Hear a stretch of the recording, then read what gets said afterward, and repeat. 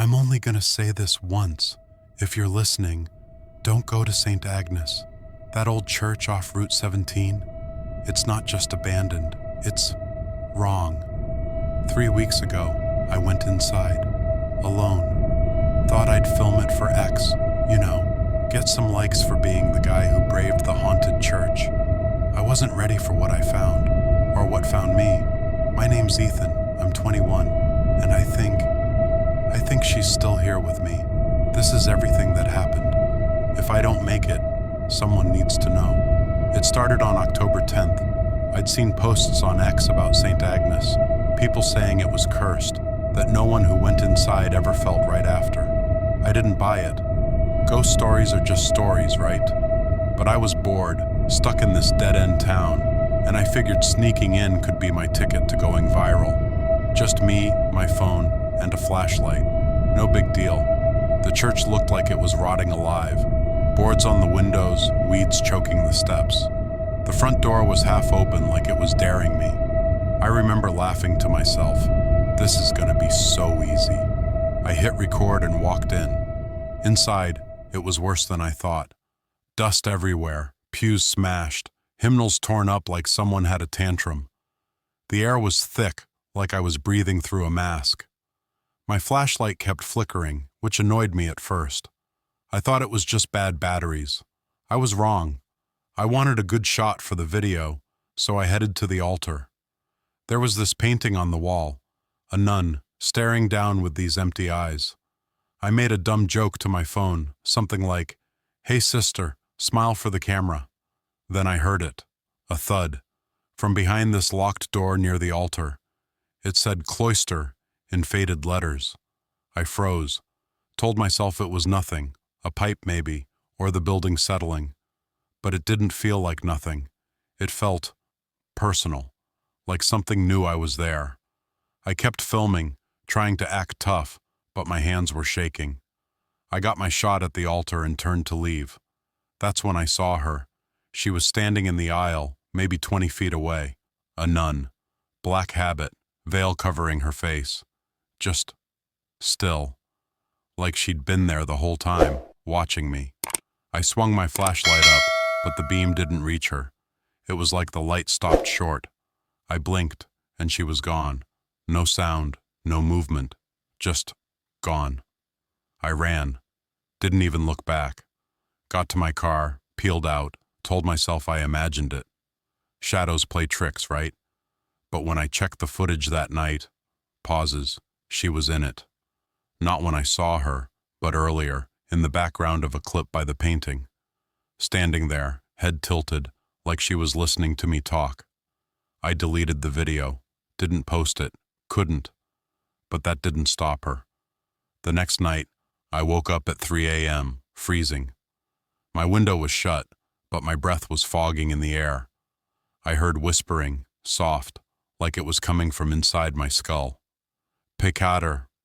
I didn't know what it meant then. I do now. It means sinner. I tried to ignore it, kept my lights on, blasted music, anything to drown it out. But she kept coming. Shadows moved in my apartment. Corners got too dark, even with every bulb on. I'd catch glimpses in mirrors just for a second. A black veil behind me, gone when I turned. My phone started glitching, pulling up photos I didn't take. Her face, under the veil, pale, no eyes, just holes. I stopped sleeping, couldn't eat. I looked up St. Agnes online, thinking maybe I'd find answers. Found an old article from 1962. A nun named Sister Agnes died there. They called it an accident. Fell down the cloister stairs, broke her neck. But there were rumors. People said she'd been doing things, rituals, forbidden stuff. The church shut down a year later. No one's touched it since. I thought knowing her name would help, like it'd make her less real. It didn't. If anything, it got worse. I'd hear footsteps in my hall at night, slow, deliberate. My door would creak open, just an inch, when I knew I'd locked it. Once I found scratches on my arm, 3 lines, like a cross turned sideways. They burned. I tried everything. Salt around my bed, Prayers I half remembered from Sunday school. Nothing worked. Last week, I woke up to my flashlight, the one from the church, on my pillow. I'd thrown it out days before.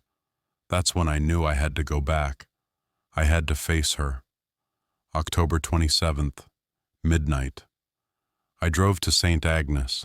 Didn't want to, but it was like she was pulling me there, like a hook in my chest. The church looked different, darker, like it was waiting.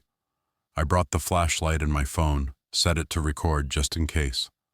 I told myself I'd go in, say I was sorry, and leave. That's all she wanted, right? Inside, it was worse than I remembered. The air felt alive, pressing against me. My flashlight died the second I crossed the threshold. I used my phone's light, but it kept flickering, like something was draining it. The painting of the nun was gone, just a blank wall, stained black, like it had been burned. I made it to the altar. My voice sounded so small when I spoke. "I'm sorry," I said. "I shouldn't have come here. I didn't mean to disrespect you." Nothing happened at first. Then the cloister door, it was locked last time, it swung open, slow, like an invitation. I didn't want to go in. Every part of me screamed to run, but I couldn't move, not really. It was like she was guiding my feet. The cloister was a hallway, narrow, lined with these old wooden panels. They were carved with faces, nuns I think, but their eyes were scratched out. The air got colder the deeper I went, until my fingers went numb. At the end was a room, a chapel maybe, small, with a single candle burning on a table. It shouldn't have been lit. No one's been there in decades. She was there, Sister Agnes, standing in the corner, veil down, back to me. I tried to speak, but my throat locked up. She didn't turn around. She just lifted her head, like she was sniffing the air. Then she moved, not walked, glided, toward me. I saw her face under the veil, just for a second. It wasn't human, too pale, too still, with these black pits where eyes should have been.